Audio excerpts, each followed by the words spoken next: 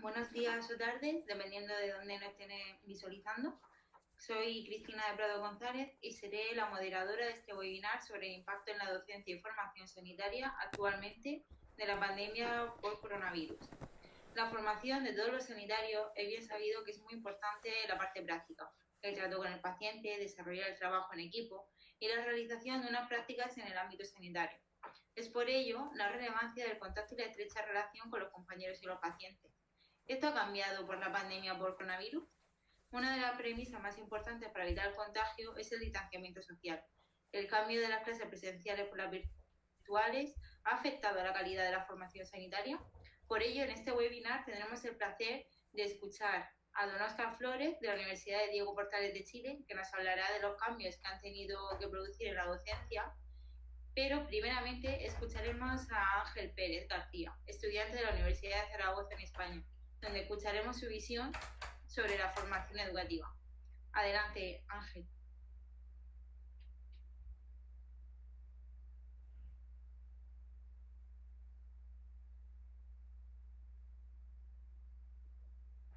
Bueno, buenas tardes o días a todos. Muchas gracias, Cristina. Yo soy Ángel Pérez García, tengo 22 años, estudiante de quinto curso de Medicina en la Universidad de Zaragoza, en España. Es el equivalente al noveno cuatrimestre. Bueno, como veis ahí en el título, voy a hablaros sobre la repercusión que ha tenido el coronavirus en lo que son las clases de la universidad, bajo mi punto de vista. Y bueno, el título creo que describe a la perfección lo que sería lo que ha sido el coronavirus para nosotros. Vuelvo aquí atrás para que veáis. Caos educativo durante el COVID-19. Yo creo que ha sido eso, un caos. Pero bueno, de todas formas, no todo ha sido malo dentro de ello. También quisiera comentaros primero, antes de hablar de los contras que ha podido causar este virus en la docencia, de algunas cosas que podrían considerarse como pros o aspectos positivos. Aquí los tenéis. Bueno, en primer lugar voy a hablar de la posibilidad de reacceso a las clases en cualquier momento. Bueno, esto yo lo tomo como que en el caso de que se dejen grabadas las clases, hay profesores que las dejan grabadas o permiten grabarlas, o también cuando se sube el material docente a la plataforma de la universidad, se puede rehacer de nuevo en cualquier momento para consultar dudas, explicaciones o simplemente ampliar información que ya tengamos sin tener que hacerlo a tiempo real en un momento determinado. Esto yo considero que es práctico porque a veces en la propia clase presencial no da tiempo a copiar y entender lo que se nos está explicando. A veces necesitamos parar un poco, escuchar, atender mejor y de esta forma podríamos detenernos a ver esa clase y a ver qué dudas nos han podido surgir y solucionarlas. En segundo lugar, me gustaría hablar de lo que es la visualización de la clase desde cualquier lugar. Esto creo que da una especial ventaja para aquellas personas que son de otras ciudades. Por ejemplo, en mi caso yo estudio en Zaragoza, pero vivo en Murcia, en España. Entonces, está a unos 580 kilómetros de mi familia y viene bien porque pues, en determinados momentos en los que tenemos que estar en nuestra casa podemos seguir asistiendo a la clase de manera online, siendo que, por ejemplo, si fuera presencial no sería así, tendría que desplazarme, acudir presencial o si tengo que irme por cualquier otra cosa me perdería la clase. Además, de esta manera también el hecho de permanecer más tiempo en casa pues disminuye ese contacto con posibles personas que sean coronavirus positivo. Luego también, por otro lado, es beneficioso para aquellas personas que trabajan a la vez que estudian. Pues, por ejemplo, yo tengo compañeros que trabajan y tienen que salir antes de clase para desplazarse a su puesto de trabajo y de esta manera, si por ejemplo van en transporte público, pueden seguir viendo la clase de manera online por el móvil a la vez que se desplazan al trabajo y no se pierden esos últimos minutos de clase cuando se han tenido que marchar para ir a trabajar. Luego tenemos los complementos extra de enseñanza tradicional, que esto pues, bueno, es similar al primer punto. Con esto me refiero sobre todo a vídeos grabados por los profesores, imágenes, talleres que se pueden colgar a la plataforma online de la universidad. En el caso de la Universidad de Zaragoza y algunas universidades de España se llaman Moodle. De esta manera hay un acceso permanente y complementan a la enseñanza teórica impartida en clase. Considero también que son útiles para generaciones futuras, a no ser que se actualice el contenido porque haya surgido una actualización pues, de un esquema terapéutico, por ejemplo, pero si no, sirven para futuras generaciones que vayan pasando por ese curso donde se ha subido.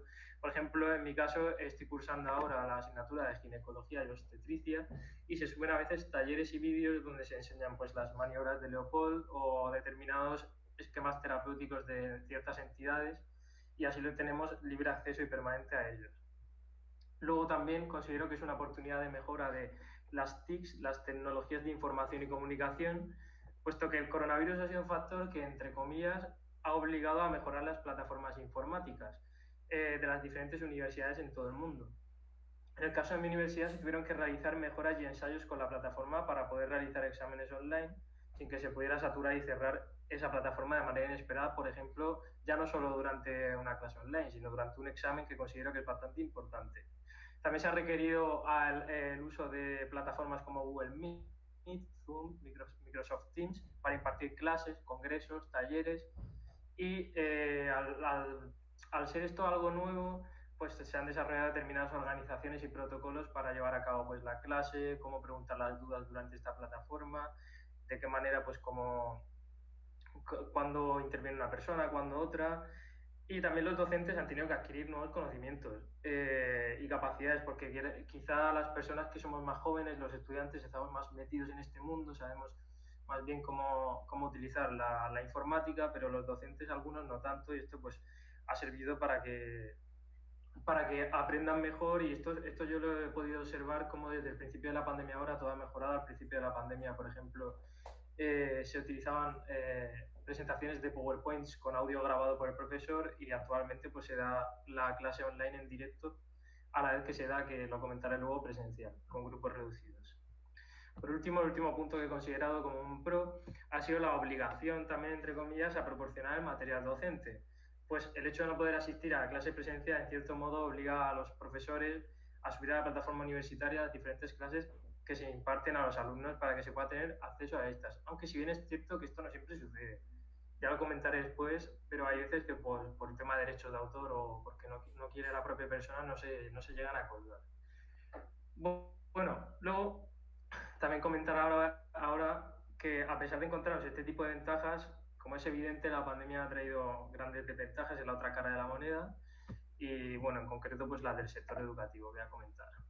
Aquí tenéis las contras, pues internet, sobre todo disponibilidad, los exámenes. Bueno, con respecto a internet, aunque hoy en día se pueda pensar que todo el mundo tiene acceso a internet, puede no ser así en determinados sectores y casos que son más vulnerables. Una familia que no pueda tener económicamente acceso, etcétera. Pero ya no solo esto, es que el hecho de tener acceso a internet no implica siempre una conexión óptima ni un buen funcionamiento y puede impedir la correcta realización de clases y exámenes online. Al final dependemos de una conexión, un cable, una antena que proporciona esa conexión a internet y a veces puede fallar, puede haber averías, cualquier tipo de problema. Entonces, aquí entra un debate que es lo que sucede con aquellos alumnos a los que se les desconecta, por ejemplo, internet durante un examen y pierden tiempo de la realización de este, o peor aún, se les culpa por esa desconexión momentánea e inesperada de que se están copiando, porque en mi universidad, por ejemplo, sucedió que nos dijeron que si alguien se desconectaba de manera sospechosa de la plataforma del examen, podrían pensar que se habían salido para copiarse, pero quizá ha habido una desconexión inevitable de Internet o una avería por parte de la compañía que suministra Internet, y esto no se puede solucionar de otra manera que conectándose de nuevo después. O el tiempo que se pierde entre que te vuelves a conectar, a entrar a la plataforma, pues es tiempo que pierdes de examen. Con respecto a disponibilidad de medios, pues no todo es en Internet, también depende de la cámara, el micrófono o el propio ordenador. Puede que no se disponga de ordenador y solo se tenga una tableta o un móvil, que todos sabemos que, bueno, pues para hacer un examen, leer las cosas y responder a las preguntas es mucho más complicado. Puede ser que tengamos ordenador y no funcione o funcione mal, o no tengamos cámara ni micrófono o esto tampoco funcione. Esto nos impide, por ejemplo, interactuar y participar en las clases. Esto quizá a lo mejor podemos pensar que no sea tan importante. Pero en determinadas universidades, en la mía por suerte no, porque se llegó a un acuerdo con los profesores, parece ser que vulneraban los derechos de los alumnos, no tuvimos que usar cámara y micrófono durante el examen, aunque sí se pidieron otras cosas, pero en otras universidades de España, imagino que en otras partes del mundo también, era obligatorio utilizar cámara y micrófono durante el examen para observar que el alumno no se copiara.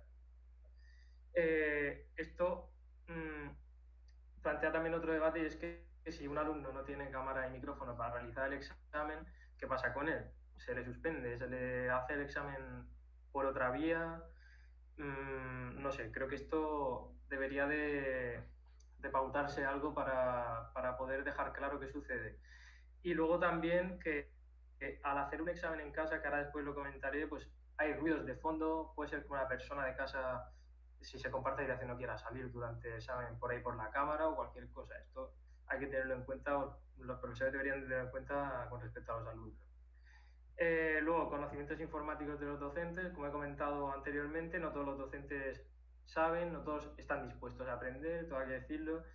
Hay docentes que sí que están dispuestos a aprender, pero el aprendizaje además no se adquiere en el momento, sino que es un proceso, y entonces durante ese proceso sigue evolucionando la clase y sigue acercándose todo el mundo hacia la fecha de examen, hacia las prácticas, y hay trabas en medio, hay problemas en medio que hay que solucionar.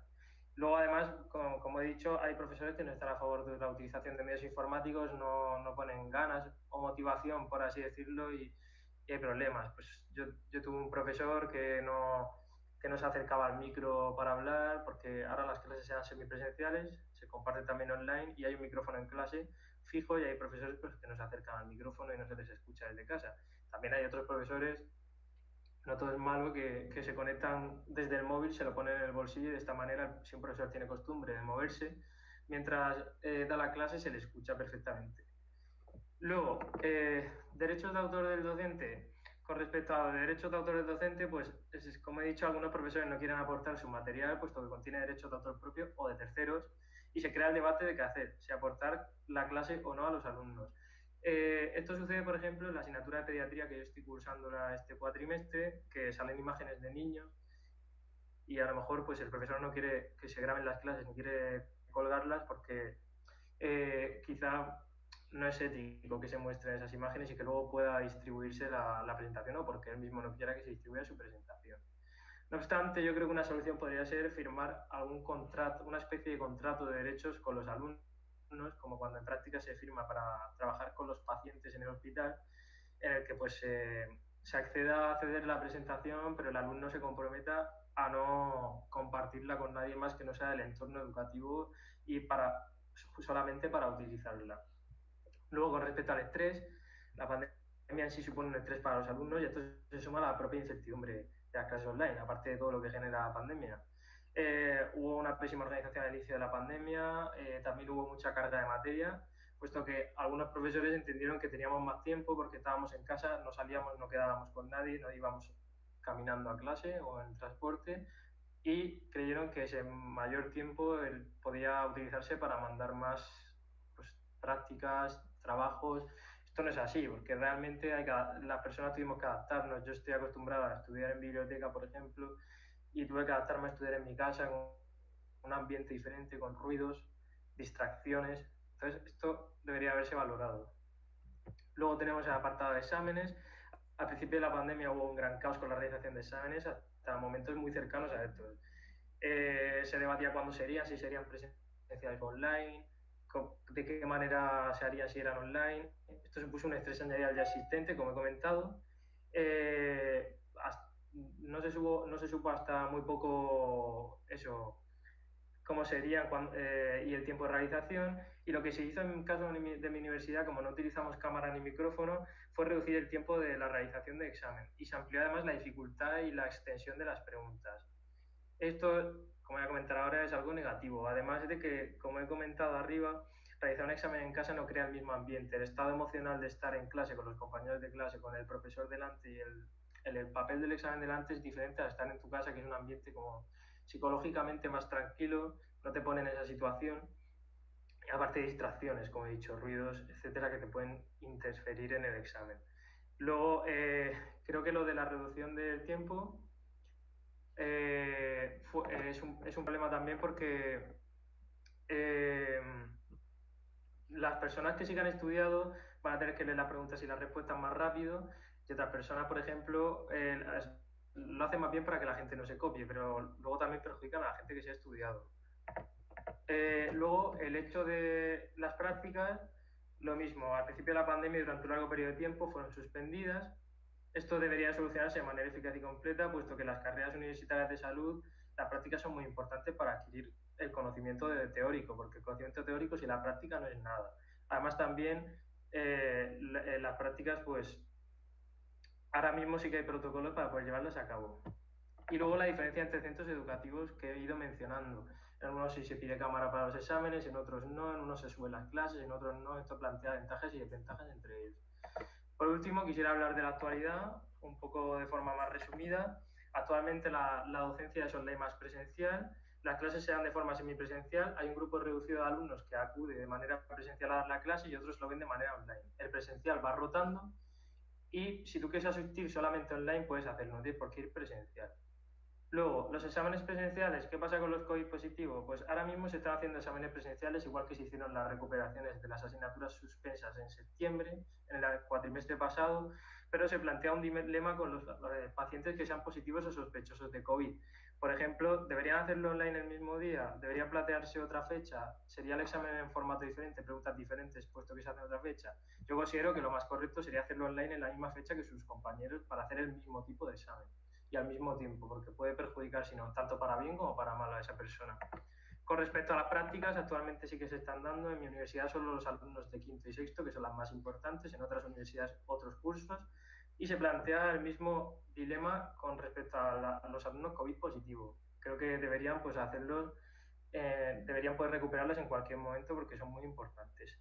Por último, el grupo burbuja. Esto significa, esto se ha creado en mi universidad, imagino que en otras también estará, en nuestra universidad, cuando acudimos a los talleres y seminarios presenciales, que son de grupos reducidos, no es como la clase en sí, solo asistimos los pertenecientes a ese grupo.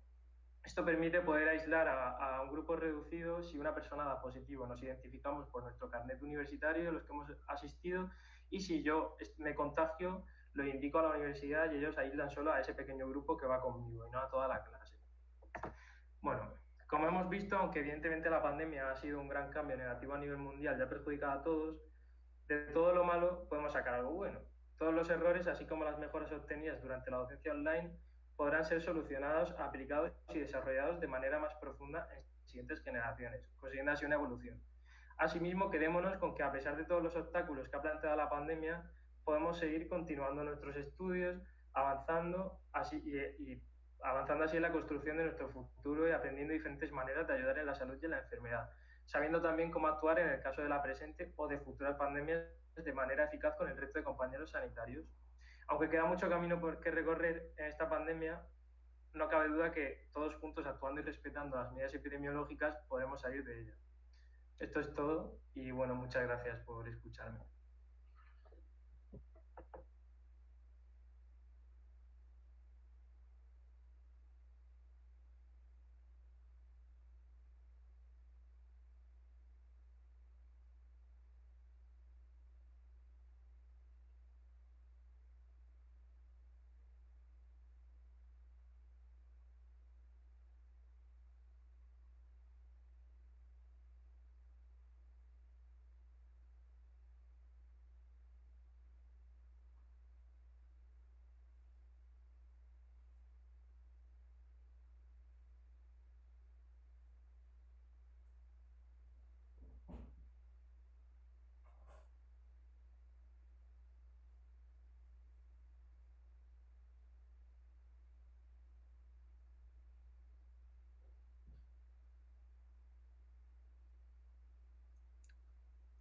Hola, buenas tardes.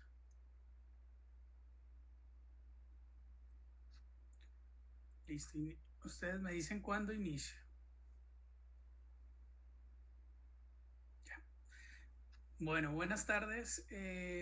Agradezco la invitación y bueno, poder compartir esta experiencia y en parte esta opinión de lo que es mi vida como docente, lo que fue la percepción también desde acá, desde el sur de Sudamérica. Estoy hablándoles desde Chile, desde la Universidad Diego Portales, y la idea es comenzar a comentarles un poco o a retroalimentar un poco lo que habló Ángel hace unos minutos y qué alegría tener esa percepción de cómo se ve desde la parte del estudiante. Yo voy a contemplar ahora un poco desde la visión docente, desde la parte de pregrado y la parte de posgrado. Bueno, ¿cuál es o la propuesta que les quiero comentar durante estos minutos? Puntualmente, quiero que analicemos un poco lo que fueron los cambios con este buen trabajo que hizo Ángel, comenzar a ir reforzando algunos aspectos con respecto a lo que ocurrió, lo que está pasando y cómo nos proyectamos a futuro y dentro de esta misma situación del contexto COVID. Entonces, partiendo por esto, veamos qué fue lo que ocurrió. Iniciamos con el primer caso reportado a nivel mundial el 17 de noviembre del 2019 en China y se nos presenta un primer caso, se presenta un poco de incertidumbre, un virus peligroso, algo que no nos estaba generando mucha ansiedad, pero comienzan a aumentar los casos, comienzan a transgredir fronteras, comienzan a aumentar las muertes y toda esta situación comienza a generar una incertidumbre bien importante, una situación que nos lleva a diferentes aspectos, no solo a nivel social, sino también a nivel empresarial, a nivel personal, a nivel espiritual, a nivel de salud. Y terminamos en algo tan impactante como es el aislamiento, las cuarentenas, el tener estos aspectos que nos vienen a coartar esa libertad y también hacernos cambiar dentro de nuestra forma de vivir. Entonces, una situación de caos, como decía Ángel. Esa situación de caos hace que como seres humanos nos busquemos adaptarnos a la normalidad, que comencemos a buscar la normalidad. Y desde las universidades como empresas tenemos una responsabilidad empresarial, como una institución, tenemos una responsabilidad, es una institución que se financia con recursos, una institución que tiene clientes, que tiene usuarios, que tiene un contexto general que funciona como empresa. También tiene una importancia y una implicancia social. Y es, al ser universidad, tiene una responsabilidad con el entorno, con sus estudiantes, con las personas con las que convive, con las familias de las personas que trabajan en esta institución y una responsabilidad educativa, que quizá es su principal función. Formar no solo a sus estudiantes, sino también ser transmisor de la verdad. Y en un contexto de pandemia salieron una cantidad de informaciones, sale información de algo nuevo y la labor de la universidad es comenzar a fortalecer ese rol educativo que es mostrar la verdad. Y una verdad que está en proceso de salir. Entonces, esa búsqueda de la normalidad a nivel empresarial hace que las instituciones o las universidades se esfuercen por buscar o ser congruentes con su responsabilidad corporativa. Mantener un funcionamiento a pesar de que están en un contexto COVID y pasar programas que nunca habían tenido algo online o que no tenían una visión online a pasarla a una visión online. Esos que habían tenido un porcentaje online comenzar a migrarlos a 100% online. Y segundo, y también ver que sus funcionarios, proteger el empleo de sus funcionarios y tratar de resguardar esa integridad tanto de las personas como de los estudiantes como de sus docentes. Y un aspecto importante, contribuir a la ciencia. Entonces las universidades comienzan a tomar participación y los docentes comenzamos a participar en eventos en los que tenemos que comenzar a instruirnos, a formarnos, a entrar en la opinión pública, comenzar a participar y a transmitir la verdad. Comenzamos las universidades también a validar los instrumentos para soportar la emergencia, los ventiladores mecánicos, los ventiladores, que fue uno de los aspectos más críticos en América Latina, comienzan a salir en versiones más económicas desde las universidades. Comenzamos a sacar también los estudiantes en últimos años a apoyar ese recurso de salud. Salen nuestros internos de enfermería, nuestros internos de medicina, los internos de kinesiología, los internos de tecnología médica y comienzan a ir a apoyar este equipo de salud que necesita un apoyo como recurso sanitario. Y ahí la universidad también entra dentro de ese papel fundamental. Paralelamente, vamos viendo que tenemos un desafío educativo, y un desafío educativo en mantener la calidad de la educación, mantener esa calidad a nivel formativo y seguir educando. Y entonces acá hay algo muy importante, y es que las carreras de salud no son online. Entonces, quizá uno de los aspectos más difíciles que me ha tocado en este trayecto profesional es enseñar valoración física virtual. Yo creo que ninguno de los que estamos acá hemos tenido esa situación, cómo enseñar valoración física online. Y tuvimos que comenzar a utilizar estrategias para que sea lo más cercano a la realidad. Comenzamos a tener prácticas online, atender pacientes vía teleconferencia. Nuestra escuela crea una clínica de teleenfermería en la que hace consulta de lactancia materna, y ese es uno de los aspectos que hizo que evolucionara la práctica en salud comunitaria. Nuestras prácticas de los estudiantes de pregrado comienzan a ser vía online. Comenzamos a ver que hay otras herramientas que nos pueden ayudar o nos pueden acercar a la práctica, como la simulación, el uso de la tecnología, comenzar a utilizar simuladores virtuales que nos ayuden a fortalecer ese aspecto, y tratar de transformar lo que se hacía cotidianamente en la normalidad, en la presencialidad, a un ambiente virtual.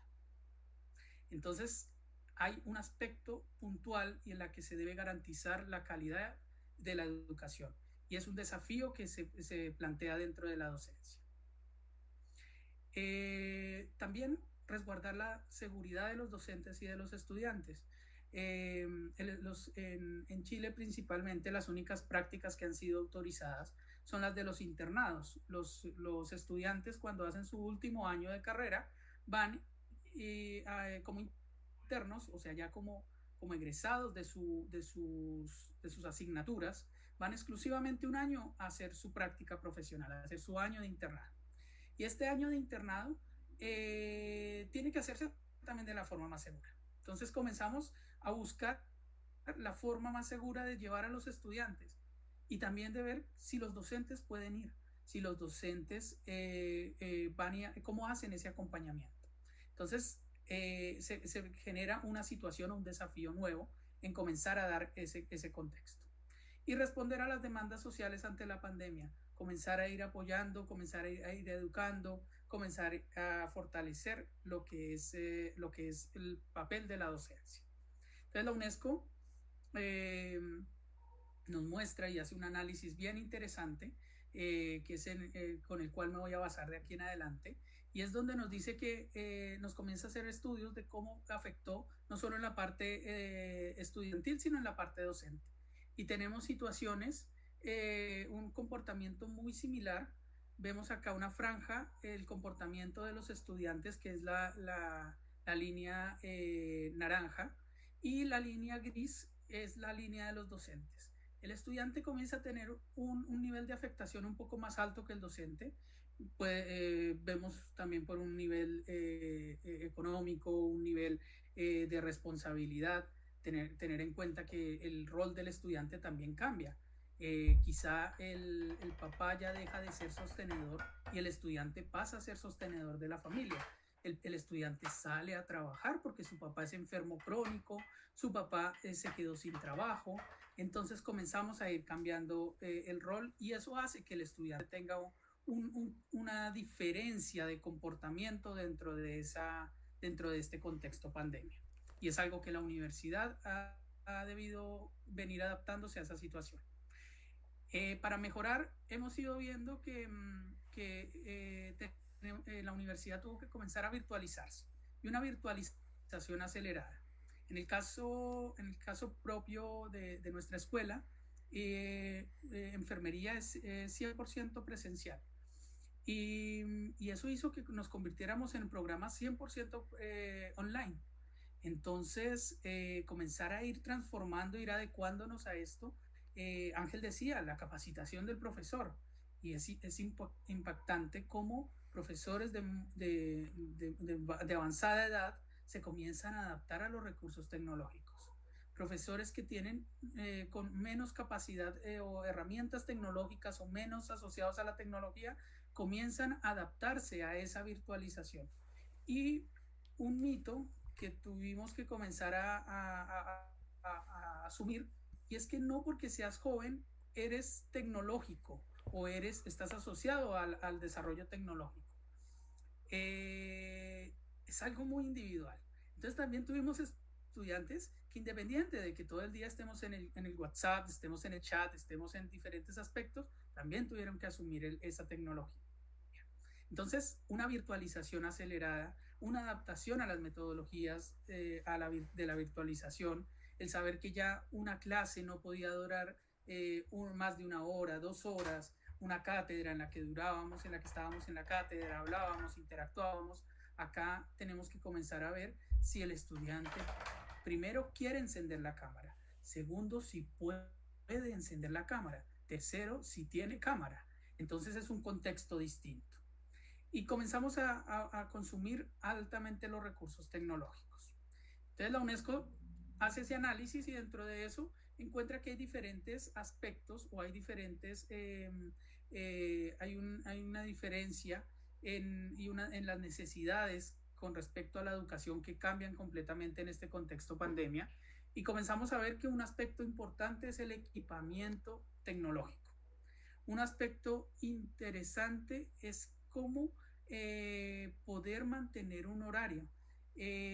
Nosotros tuvimos, y la mayoría de las universidades tuvieron su primera generación o su primer grupo que ingresó a la universidad y que no ha salido de su casa. O sea, salió del colegio, de la educación media, en este caso en Chile, o de la educación escolar, de la educación del colegio, pasa a la educación universitaria y no salió de la casa. De un día para otro amaneció y ya era universitario, y se conectó a un computador y era universitario. Entonces hay un cambio en esa forma de ver la universidad, y también un cambio que nosotros comenzamos a tener que ir adaptándonos. Lo mismo pasó con la generación que egresó, una generación que egresa siendo su último año de egresado estando en casa o haciendo un internado en pleno contexto pandemia, sin ir a la universidad. Y eso hace que cambien las necesidades. Y la UNESCO lo identifica a nivel de las instituciones de educación superior, pero hace un especial énfasis en las instituciones de salud, que es el que va a asumir a futuro el relevo generacional o el relevo ante una segunda ola, como ha pasado en Europa, y una segunda ola como estamos comenzando a vivir en América Latina. Quizá ese nuevo relevo van a ser nuestros egresados, y nuestros egresados que tuvieron su último año de forma virtualizada. Acá tenemos un cambio o un porcentaje de hogares con conexión, que es un aspecto también importante, y es un aspecto en que las universidades no solo tuvieron que virtualizar, comprar plataformas y esos aspectos, capacitar a los docentes, sino que también tuvieron que invertir en recursos tecnológicos. Entonces, toda esa fase fue una fase de muchos cambios, y esa fase de muchos cambios nos hace preguntar si realmente el mundo entró al siglo XXI en el 2020. Si realmente entramos a ese cambio tecnológico en el que ahora estamos presentando y estamos con diferentes personas del mundo, que antes se solía hacer pero no era tan común. Si realmente ingresamos a ese siglo XXI en ver la educación de una forma distinta. Ángel mencionaba sobre el compartir las clases.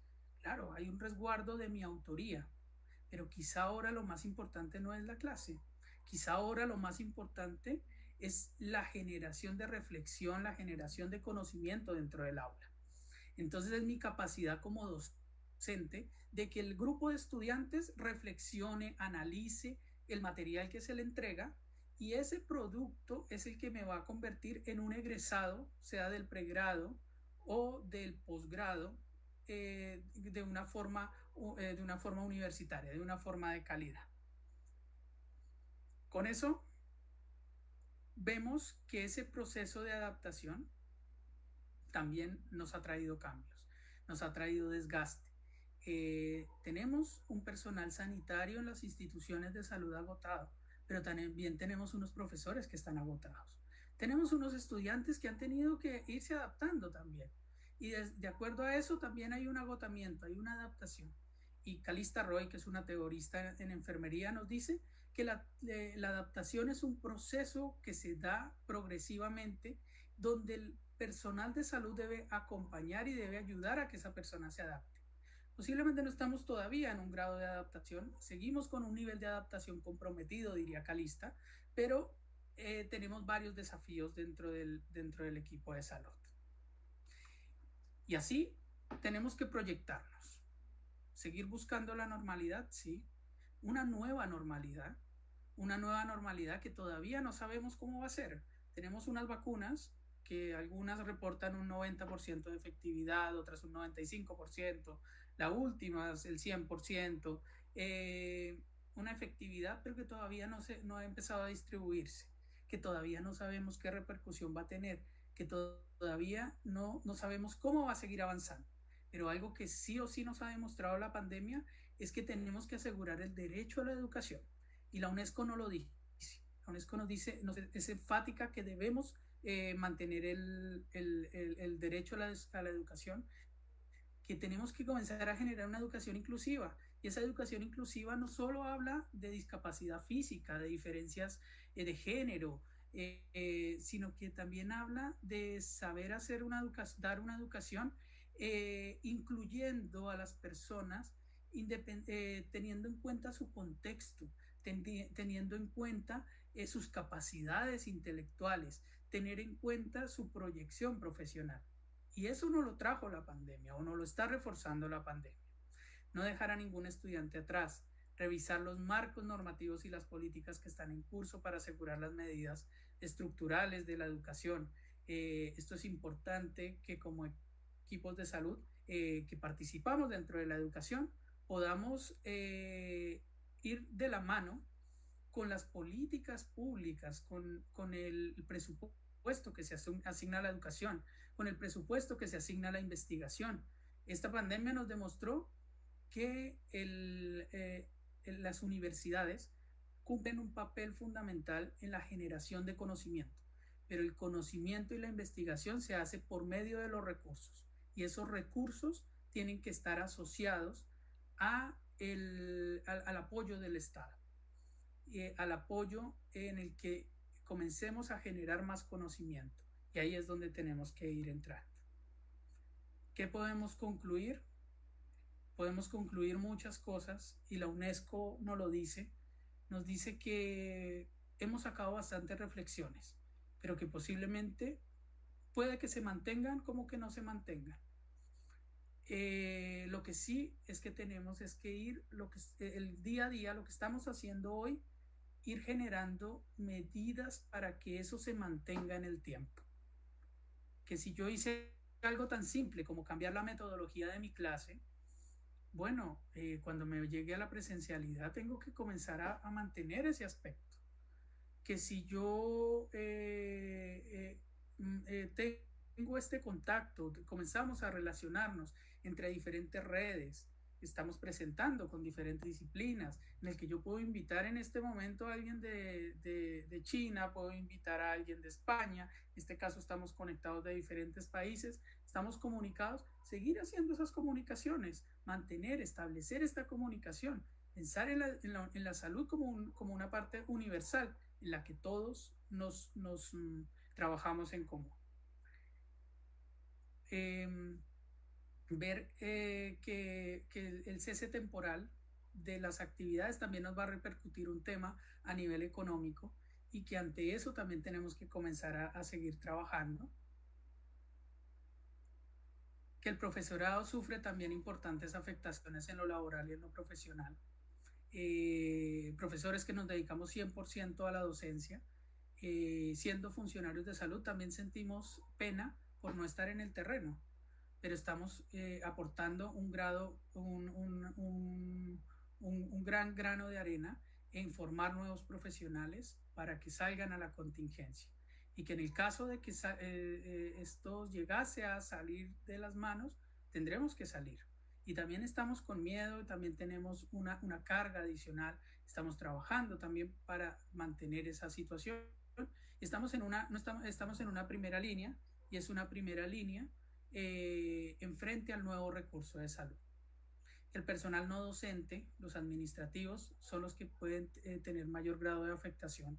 Es el personal que principalmente se puede quedar sin su trabajo. Es el que no está dentro de esa primera línea de prioridad. Que podemos esperar un tiempo a que esto reapunte. Por esa razón es mejor proyectarse a futuro, proyectarse con educación de-learning, educación híbrida, comenzar a ir migrando, comenzar a ir evolucionando y sobre todo poder ver esta situación como una situación que nos hace un gran remesón, un remesón en ver lo importantes que somos dentro de la salud, lo importantes que somos a nivel social y si realmente estamos preparados para asumir desafíos a futuro y cómo los vamos a seguir asumiendo de manera que podamos ser un aporte para la sociedad. Yo quiero cerrar con esta imagen, una campaña a nivel mundial como enfermero. Quiero cerrar promoviendo una campaña del Nursing Now. Nosotros como enfermeros comenzamos a celebrar 200 años de la existencia de la enfermería moderna.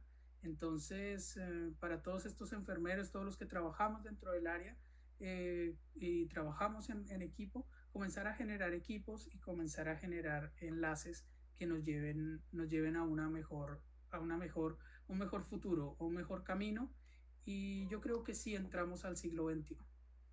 Muchas gracias a todos por su participación y por la invitación.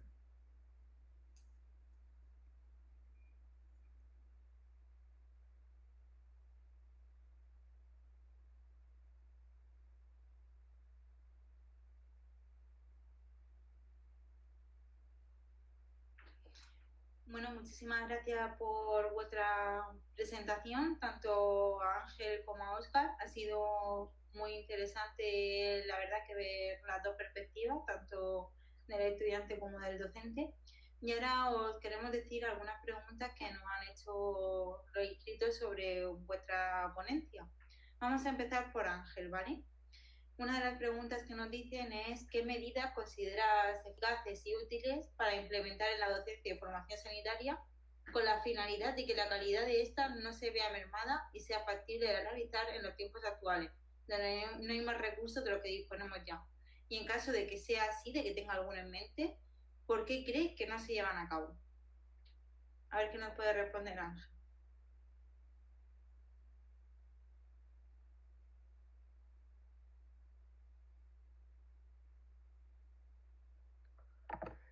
Bueno, a ver, si nos importa lo de nueva pregunta, ¿qué medidas consideras eficaces y útiles para implementar la docencia y formación sanitaria con la finalidad de que la calidad esta sea mermada y sea factible en los tiempos actuales y en caso de que tenga alguna en mente, ¿por qué creo que no se lleven a cabo?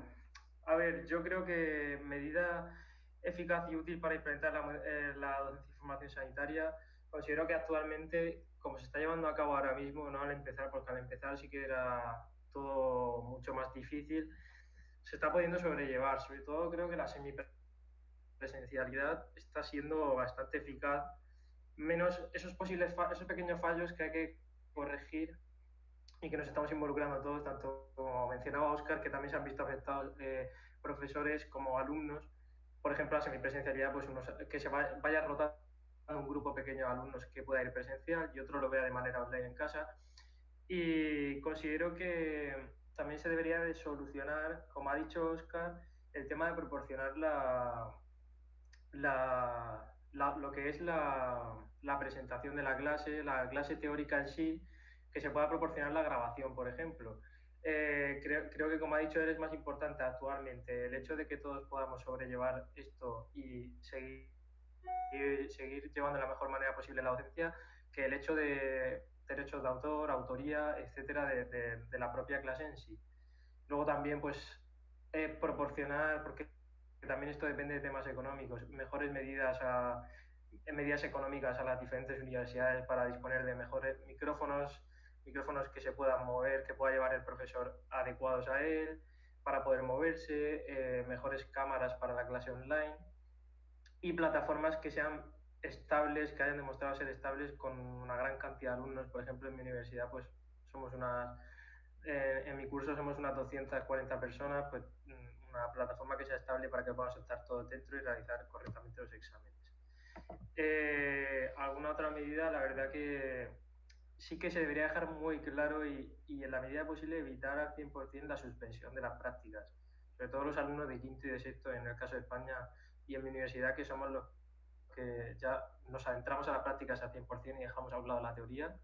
Es muy importante que se deje un protocolo claro, que considero que es mejor proporcionar materiales para poder trabajar en la pandemia, en las prácticas, pues si nos tienen que dar un equipo de protección individual que nos lo den, si no tenemos que hacer test, nos los haremos, pero para que podamos llevar a cabo esa práctica, porque también nosotros nos tenemos que entrenar, somos futuros sanitarios que vamos a trabajar en esto y tenemos que formarnos, porque de nada sirve la teoría sin la práctica. Esto creo que tampoco se lleva a cabo también por falta de medios, falta de equipos de protección. A veces los docentes y los médicos en sí que nos proporcionan la práctica se ven muy agobiados con toda la situación y tienen una alta carga de trabajo y muy poco descanso y pues, digamos que quizás los alumnos somos como una carga extra, pero claro, también hay que valorar que nosotros les podremos echar una mano, seremos compañeros y lo que no aprendamos ahora nos lo tendrán que explicar cuando realmente vayamos a trabajar y no hayamos recibido ningún tipo de práctica. ¿Alguna otra medida así? Pues yo creo que no se me ocurren más. Creo que nunca va a ser la calidad docente, nunca va a ser la misma hasta que no se llegue a adoptar de nuevo la presencialidad como lo era o lo más parecido posible, al igual que las prácticas, los talleres. No es lo mismo ver un vídeo de, por ejemplo, un parto de un bebé que verlo en directo o que el profesor te lo explique en directo con un muñeco y no por un vídeo que no puedes tú ver desde diferentes perspectivas, preguntar, que te repitan cierta maniobra. Como ejemplo, pues pongo eso como podría ser cualquier otra cosa. Y bueno, eso, espero que haya respondido a la pregunta.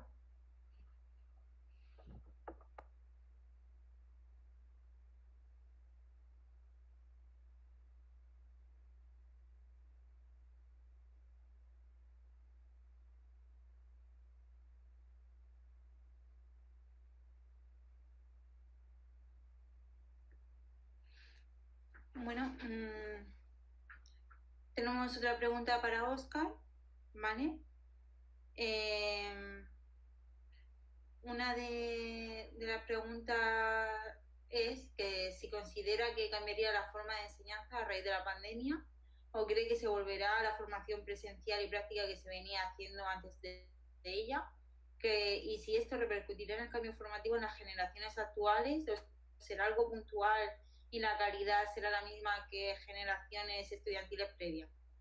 Y luego otra persona que nos está escuchando nos ha hecho una pregunta, pero yo creo que es dedicada a los dos ponentes, ¿vale? Entonces, si me lo permitís, Oscar, que conteste primero esta pregunta y yo luego pongo la otra pregunta para los dos, ¿vale?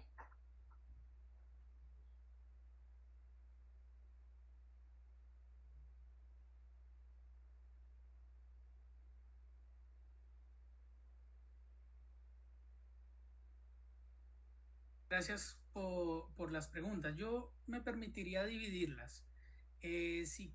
La primera es si creo que va a cambiar la docencia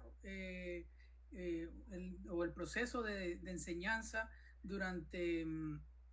posterior a la pandemia o posterior al volver a la normalidad. Yo espero que sí. Espero y creo que sí. Creo que sí porque la inversión, acá ha habido una inversión muy alta. Una inversión en metodología, una inversión en tecnología, una inversión en capacitación que ya está, ya entró. Y esa entrada debiese mantenerse. También un cambio de switch en cuanto al trabajo en clase. Si trabajar en clase era llegar, dar una clase, entrar, dar el tema y salir, esto ahora ya no funciona así. Funciona cuando yo logro captar la atención de mis estudiantes, cuando yo logro identificar estos aspectos y después identifico si funcionó o no funcionó. Entonces, basado en eso, yo esperaría que cambiara. Ahora, que cuando volvamos a la presencialidad, si volveríamos a lo mismo, que es la segunda pregunta, existe un riesgo alto, creo que Ángel lo manifestó bastante bien, y es que hace falta la presencialidad, pero el volver a la presencialidad tiene que comenzar a combinarse con esas herramientas que tuvimos ya de virtualidad. Creo que esa debiese ser la forma de poder integrar y de poder llevar ese aprendizaje que tuvimos en este periodo. Las prácticas en Sudamérica y en Centroamérica, todavía desde primer año hasta quinto, sexto año, son en las instituciones de salud, como no suele pasar en Norteamérica o en Europa. En Norteamérica tenemos que en el pregrado las prácticas se hacen en ambientes simulados. Y esos ambientes simulados son las que le van dando la expertise al estudiante antes de tener el contacto con el paciente. Y ahora nosotros nos enseñó eso, nos enseñó a que tenemos que invertir más en tecnología, no alejándonos 100% de la presencialidad y del trabajo, pero que sí tenemos que invertir en tecnología. Tenemos que invertir en hospitales simulados, en centros de atención primaria simulados, en espacios que nos ayuden a llevar a la realidad, y eso aporta también a la seguridad del paciente. Cuando está comprobado científicamente que si yo hago una punción 10, 20 veces antes con un fantoma, con un equipo, y después la hago con el paciente real, le estoy dando mayor seguridad a mi paciente. Entonces, ese debiese ser el impacto para cuando volvamos a la presencialidad. Creo que con eso respondo las dos preguntas que me hacían.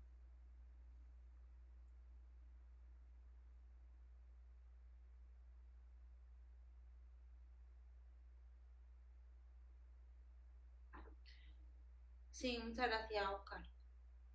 Sí, yo creo que la respuesta que ha dado completamente a toda la pregunta. A ver, esta pregunta yo creo que va dirigida a los dos, ¿vale? ¿Crees que el gran problema de la docencia online, tanto en satisfacción del alumno como en la repercusión sobre el alumno, es confundir la docencia online con la docencia a distancia? Métodos o líneas docentes completamente diferentes. En el caso de las prácticas, ¿qué creéis de los métodos de simulación clínica, donde la seguridad y protección individual se puede controlar más? Muchas gracias. Si queréis, primero que responda un poco Ángel y ya posteriormente Óscar, ¿vale? Para continuar un poquito con el orden que venimos teniendo.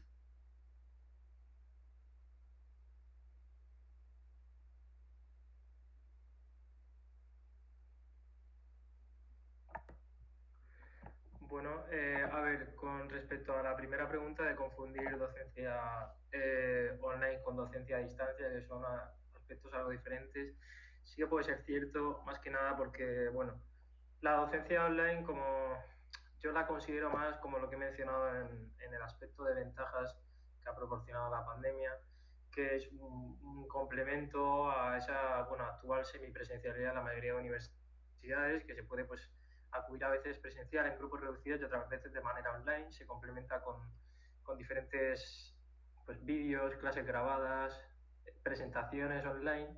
La docencia a distancia es más bien, pues, hay algunas universidades que se dedican a eso, a docencia a distancia, que por cierto estuvieron mejor adaptadas a la pandemia al tener esa parte ya online establecida.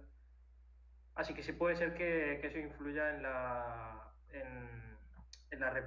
sí que tenga repercusión en la satisfacción del alumno, pero tampoco lo noto, los identifico como términos tan diferentes. No sé qué opinará Óscar, igual a lo mejor yo los entiendo como algo parecido y sí que es algo bastante diferente. Y luego en el caso de las prácticas, ¿qué opinamos de los métodos de simulación clínica? Sí que he podido utilizar algunos en algún curso cuando aún se tenía docencia presencial, y sí que considero que, además lo ha dicho Óscar, con el tema de simulación, que creo que sería bastante interesante, como cuando realizamos los llamados seminarios de grupos reducidos de 20 alumnos, porque hay menos riesgo de hay menores riesgos y contagios entre alumnos, se puede mantener más la distancia en clase o en esa zona de simulación, pero no deja de ser necesario, y algunas universidades no lo disponen de mucha inversión económica porque muchos materiales de simulación son bastante caros y no todas las universidades pueden administrárselo a los alumnos. Si ya de por sí creo que les está costando dar esos micrófonos, cámaras, etcétera, proporcionar métodos de simulación creo que es difícil, pero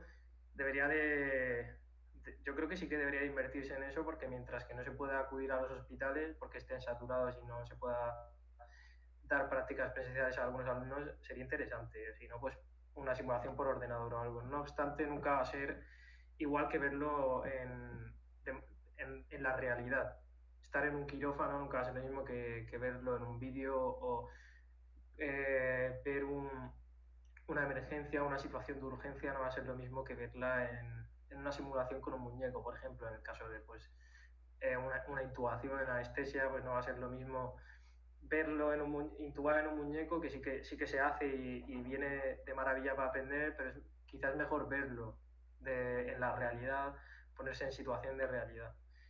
También creo que la simulación sí que se podría enseñar, que no sé, al menos en mi universidad no nos ha enseñado casi nada, cómo actuar en frente a estas pandemias, los protocolos, etcétera, porque nosotros vamos a entrar a trabajar pronto, los alumnos de quinto y de sexto, y prácticamente vamos a pillarla casi, y deberíamos de estar entrenados para esto, pero también si se pudiera, pues darnos esos equipos de protección, esos protocolos, enseñárnoslos y ponerlos a prueba en las prácticas, y así aprender nosotros también. Y bueno, ahora os dejo con el compañero Oscar a ver qué opina él.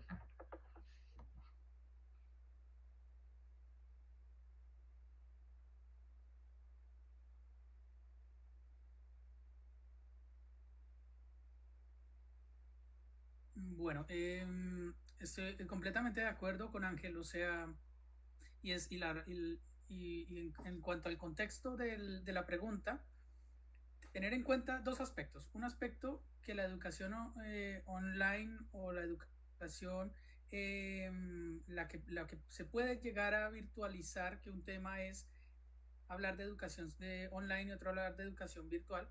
Lo que vivimos en el primer semestre y lo que estamos viviendo todavía con rezago del segundo semestre es la virtualización o la llevada del terreno, lo que se hacía en clase, llevarlo a un espacio virtual, a un espacio en el que cambiamos de sala de clase por un notebook y una cámara de video.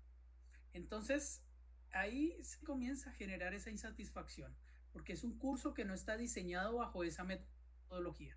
Es un curso que no nace bajo esa metodología, y claro, si la presencialidad tiene esa parte agradable en la que yo estoy con mis estudiantes, en la que converso, en la que veo cómo están mirando, si se están durmiendo, si están preguntados, si están preguntando, si están motivados, comienzo a identificar todos esos aspectos no verbales que lo tiene la presencialidad, y eso genera insatisfacción. Obviamente, ese es un aspecto que hay que tener en cuenta de esa medida de contingencia.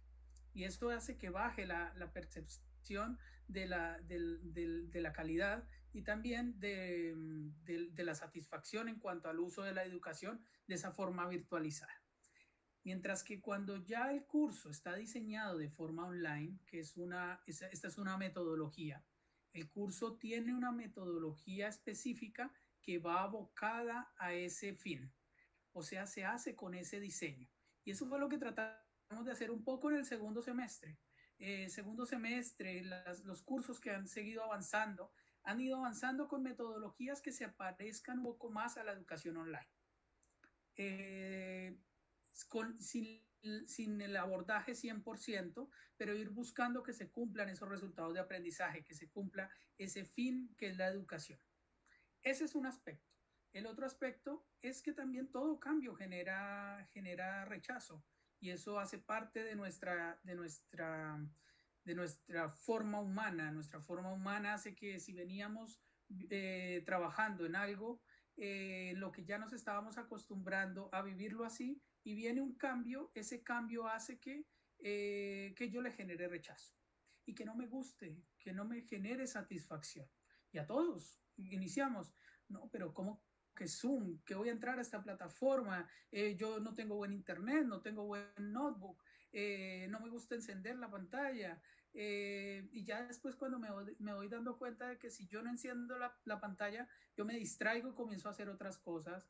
Que si no participo dentro de la clase, después yo tengo que volver a ver la clase, entonces ahí se comienzan a generar medidas de cambio. Entonces, por una parte sí hay diferencia y se genera esa insatisfacción, y por otra parte son dos aspectos distintos, el online y la virtualización de la docencia. Son dos cosas distintas, dos metodologías distintas. Una se hace por contingencia y otra se hace bajo un proceso de preparación metodológico. La otra con respecto a la simulación, se viene implementando desde hace varios años, pero quizá ahora ese es el punto de mayor auge. Es el mayor punto en el que nos demostró que tenemos que estar preparados para estas situaciones, que tenemos que estar preparados para generar instancias de seguridad para los estudiantes y para los docentes, para los pacientes, para los usuarios. El que yo llegue al contacto con mi paciente y que mi estudiante haya practicado antes con un equipo, con un fantoma muy parecido a la realidad, pero como decía Ángel, no es igual a la realidad. O sea, por más que me simulen un pabellón, que yo tenga el paciente operado, que tenga una arsenalera, que tenga el equipo de salud ahí, tenga el anestesista, tenga todo, tenga el fantoma que esté acostado, que el fantoma me hable y todo, no es la realidad. Y eso lo voy a tener sí o sí cuando vaya a un pabellón de verdad. Pero sí, esa instancia antes va a generar en el estudiante la preparación para que llegue a ese pabellón y llegue con mejores herramientas. O sea que la simulación no puede reemplazar la realidad, no puede reemplazar la práctica real. Eso lo han afirmado varios autores. Pero sí hace parte de generar mejores medidas de seguridad en la educación y en la docencia.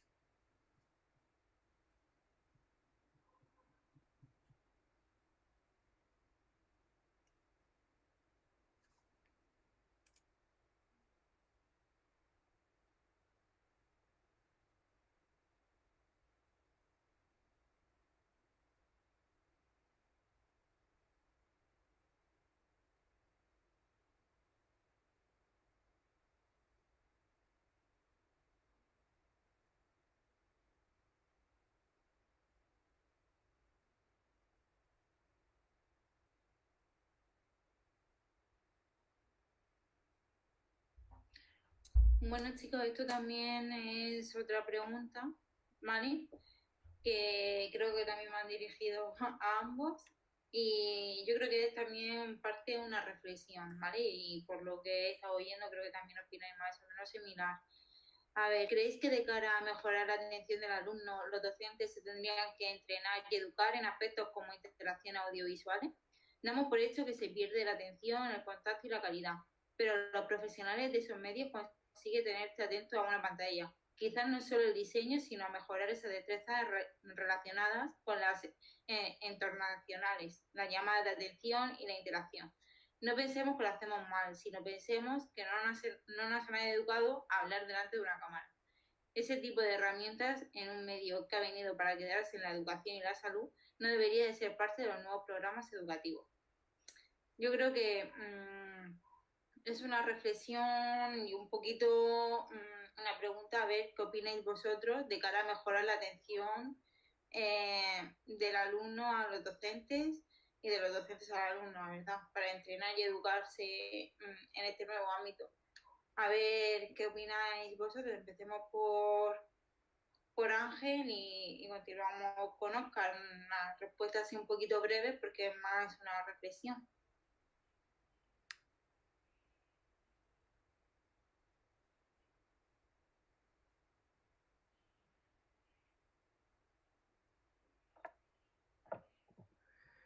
Bueno, yo opino así de manera breve que sí que tienen razón en que realmente es cierto que no se nos ha educado ni siquiera a los alumnos a trabajar así, a atender a una clase online. Como mencionaba Óscar, hay mayor factor de distracción. Puedes pensar, pues no veo la clase ahora, si la suben grabada ya la veré. Tal. Es mucho más fácil distraerse que no pueda estar el profesor delante y te llama la atención si ve que te estás durmiendo o te lanza una pregunta para que respondas. Entonces sí que creo que se debería de educar más también, tanto a los alumnos como a los profesores, sobre todo, a que se haga algo, todo de manera más interactiva. En vez de que llegue un profesor, suelte la teoría de la clase y ya está y se vaya, usar interacciones, porque a veces se les olvida en la semipresencialidad que hay alumnos escuchándoles en clase online y solo dirigen preguntas a gente presencial, pues sí que se debería también de coger y preguntar a alumnos que estén online. ¿Qué opinas de persona X? ¿Qué opinas de esto, de este tratamiento? Tal, ¿qué harías tú? Yo sí que he tenido clases en las que eran más interactivas de casos clínicos, una persona hacía de paciente, otro de médico, otros se lanzaban preguntas, etcétera, y de esta manera se presta más la atención que de una manera que sea poco interactiva. Y esto sucede también en la presencialidad y creo que es más importante aún en el online. Pero sí que es verdad que creo que aunque esta metodología se quede por si hiciera falta o para complementar a la presencialidad, tardaremos en llegar a la normalidad como la conocemos de nuevo, pero no deja de ser lo más importante porque al final te invita a ir a clase y a interaccionar de manera más importante que online.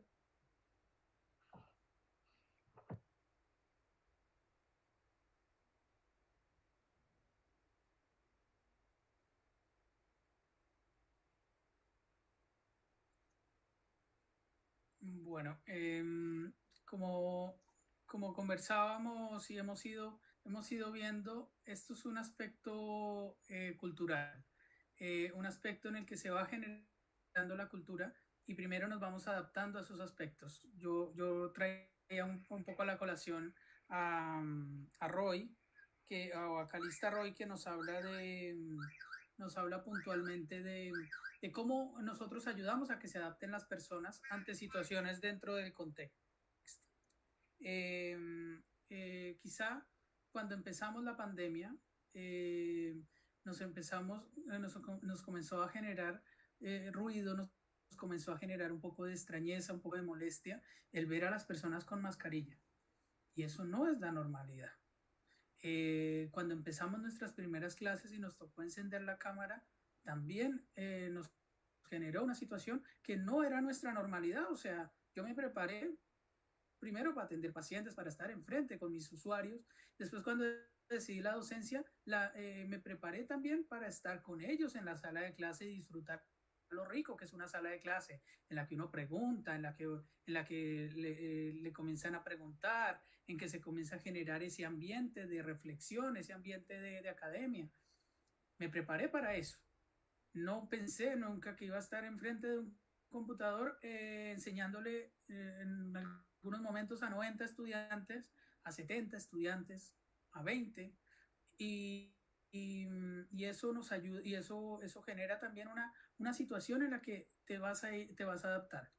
Sí debe haber capacitación, debe haber formas de ir orientando, formas de ir convirtiendo, pero creo que hay un aspecto cultural que también lo vamos a ir tomando a futuro, que lo vamos a ir llevando un poco más allá. Y quizá vuelvo acá a la reflexión que decía, quizá recién entramos al siglo XXI. Antes veíamos en las películas de la virtualización, de todo esto. Ahora lo estamos viviendo. Estamos viviendo situaciones que no solo son negativas, sino situaciones también muy positivas a nivel tecnológico.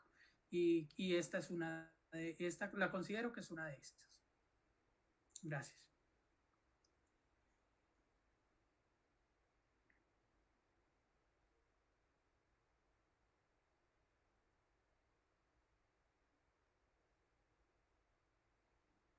Bueno, quería agradeceros a los dos por vuestra participación y vuestra predisposición a responder las preguntas de los inscritos.